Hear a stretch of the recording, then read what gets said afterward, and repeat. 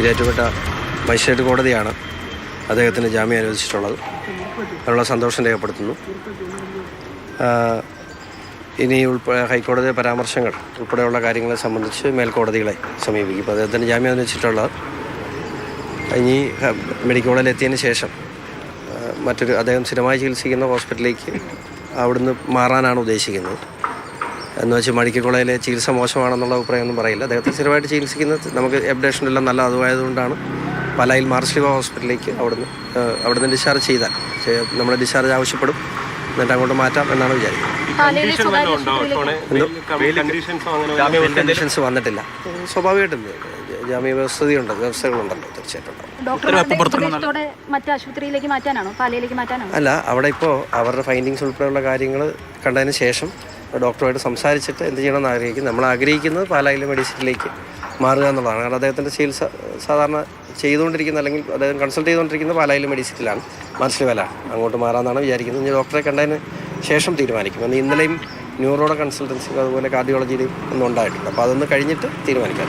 ഒരു കാര്യം ഈ പരാതിക്കാരനടക്കം ചൂണ്ടിക്കാണിച്ചത് പി സി ജോർജ് ജയിലിൽ കിടന്നില്ല, ഈ സർട്ടിഫിക്കറ്റ് പോലും വ്യാജമായി ഉണ്ടാക്കാമല്ലോ എന്നൊക്കെ അദ്ദേഹം ചോദിക്കുന്നുണ്ടായിരുന്നു. ജയിലിൽ കിടപ്പുണ്ടല്ലോ, അദ്ദേഹം പറഞ്ഞത് അതാണല്ലോ. ഞാൻ കഴിഞ്ഞ ദിവസം പല കാര്യങ്ങളും നിങ്ങളുടെ അടുത്ത് സൂചിപ്പിച്ചു. ആ സൂചിപ്പിച്ചതിനെ ഈ നാടിനെ അതുപോലെ സ്നേഹിച്ചൊരു മനുഷ്യൻ, ഞാൻ പറഞ്ഞില്ല, ഇന്നീ കാണുന്ന ഞാൻ ഈ പറയുന്ന കോടതി കെട്ടിടം പോലും അദ്ദേഹത്തിൻ്റെ കാലത്ത് ഉണ്ടാക്കിയതാണ്. എന്ന് വെച്ചാൽ ഇത് പി സി ജോർജിൻ്റെ വീട്ടിൽ നിന്ന് കൊണ്ടുവന്നൊന്നുമല്ല, അത് ആ ബോധ്യമൊക്കെ എനിക്കുണ്ട്. പക്ഷേ ഈ നാടിനെ ഇന്ന് ഇരാറ്റുപേട്ട എന്താണോ ആ ഇരാറ്റുപേട്ടയാക്കാൻ കഷ്ടപ്പെട്ടൊരു മനുഷ്യൻ, ആ നാട് വലിയ വർഗീയതയിലേക്ക് പോയപ്പോൾ അതിനെ തിരുത്താൻ ശ്രമിച്ചതാണ് തെറ്റ്. അദ്ദേഹം ഈ രാജ്യവിരുദ്ധ ശക്തികളോട് കോംപ്രമൈസ് ചെയ്യാത്തതുകൊണ്ടല്ലേ അദ്ദേഹം തോറ്റുപോയത്. ഏതെങ്കിലും സമയത്ത് നിങ്ങളൊക്കെ മാധ്യമപ്രവർത്തകരൊക്കെ മനസ്സിലാക്കേണ്ട ഒരു കാര്യം, അദ്ദേഹത്തെ എടുക്കുന്ന നിലപാടിൽ ഒരിക്കലും വെള്ളം ചേർക്കാത്തൊരു മനുഷ്യനാണ്. അദ്ദേഹം എടുത്ത നിലപാടിൽ നിന്ന് ഒരിക്കലും പുറകോട്ട് പോയിട്ടില്ല. 2021 ഈ പറയുന്ന ഈ രാജ്യവിരുദ്ധ ശക്തികളോട് കോംപ്രമൈസ് ചെയ്യുമായിരുന്നെങ്കിൽ പി സി ജോർജ് കേരള നിയമസഭയിൽ ഉണ്ടാകുമായിരുന്നു എന്നുള്ള കാര്യത്തിലൊരു സംശയമില്ല. ഞാൻ പറയട്ടെ, അഹമ്മദാബാദ് സ്ഫോടന കേസിൽ 2 പേര് ഇരാറ്റുപേട്ട സ്വദേശികളായ ഷിബിലിയും ഷാദുലിയും ഇപ്പോഴും തൂക്കിലേറ്റാൻ വിധിക്കപ്പെട്ട് കിടക്കുകയാണ്. ഇരാറ്റുപേട്ട മുനിസിപ്പാലിറ്റിയിലെ കൗൺസിലർ, STPയുടെ കൗൺസിലർ അൻസാരി ഇപ്പോഴും ജയിലിലാണ് NIA പിടിച്ച കേസിൽ. അങ്ങനെ NIA ഇവിടുന്ന് തന്നെ 5 പേരെ ആ സമയത്ത് അറസ്റ്റ് ചെയ്തിരുന്നു.